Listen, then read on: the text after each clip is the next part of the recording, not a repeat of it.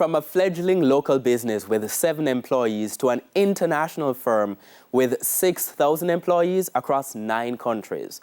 What did it take to leave what many might have considered a dream job and go it alone to get to today? My guest this evening is Yoni Epstein. I'm Archibald Gordon.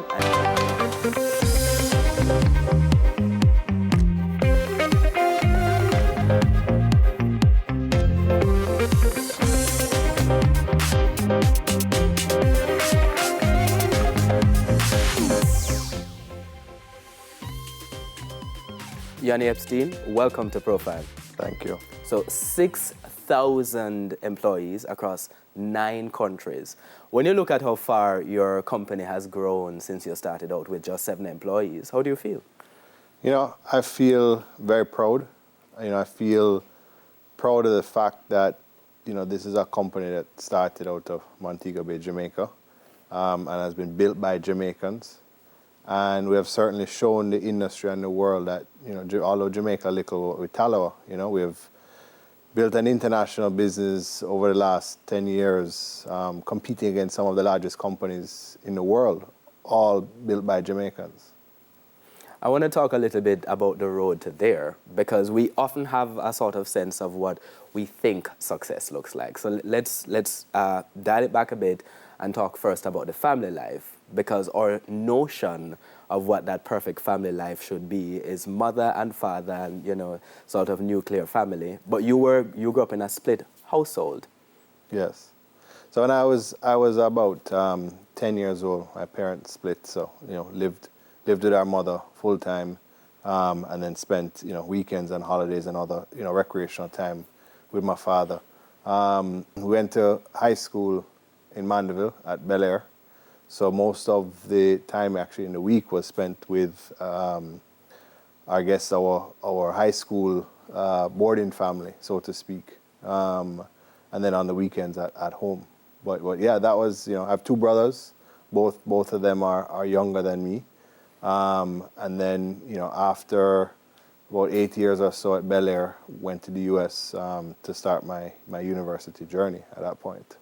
And several universities, several colleges. Yeah. What was happening? Well, in high school, I thought that I was going to be a sports superstar. So I played football, played cricket, ran track.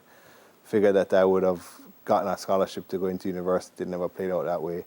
So I started out at Miami-Dade Community College, first to get an associate's degree, to then get into Florida International University.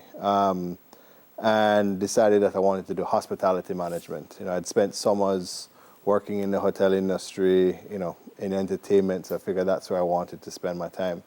And after a couple of years at FIU, I decided that, I didn't want to be in the front of house of hospitality. So I actually decided that I really enjoyed cooking.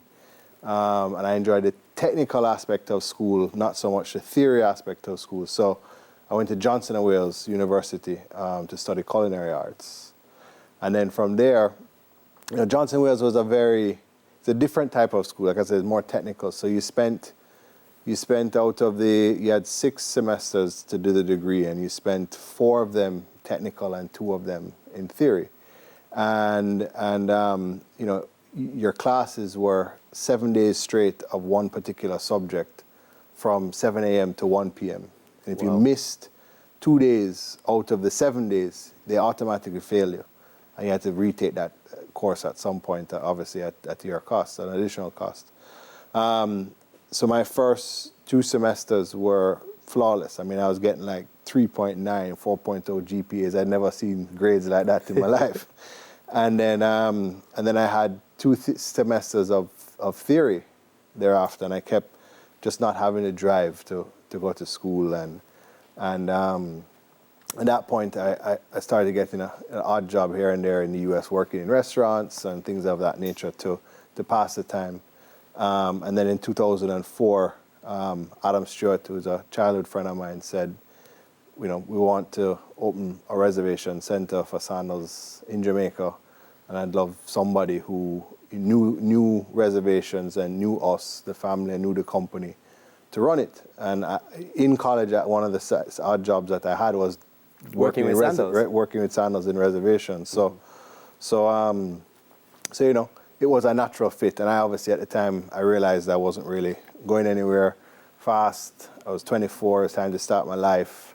And this was an avenue to get back to Jamaica, which was my eternal goal. But at the same time, you're leaving college, and the way people think about university life tends to be that that is the path. Yeah. So what were they saying when you were like, I don't know if this really is for me?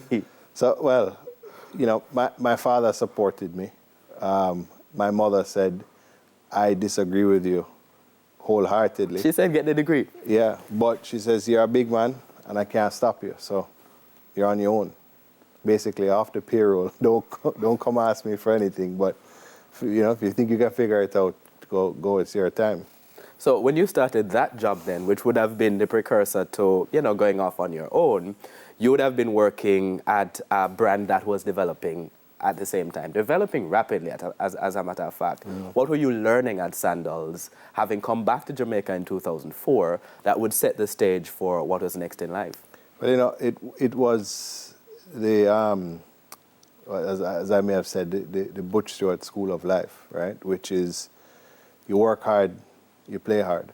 So no matter what time of day or night, it was developing the call center. It was whether it was building it out, hiring the team, training, making sure that, you know, there were no logistical delays. Because we had a very short window when I started the job to actually open the center.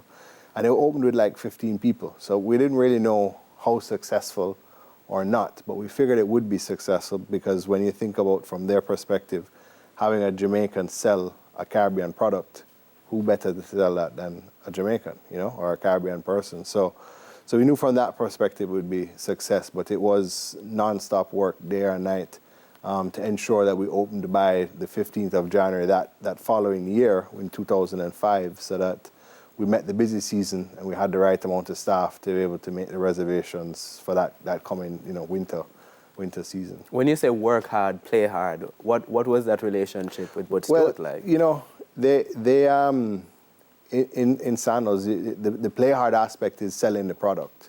So, you know, you're in the marketplace, whether that be in the US, Canada, or the UK, with travel agents, with tour operators, you know, constantly selling the Sandals products, selling the dreams, selling what's the new hotels that are coming or the new rooms. So you had that aspect of it by almost by night, that you were selling the product, but then you're managing the incoming sales on a day-to-day basis, which is the work hard aspect of it. But it was it was the best learning experience one could ever ask for over the 9 years that I worked in that position. So how did Yoni Epstein use that experience in the Butch Stewart College of Life, or School of Life as he calls it, to not just do well at that job, but to go off and build his own company, see it through some successes and challenges, and, you know, make it a massive success as it is today? We'll talk about that when Profile returns right after this break.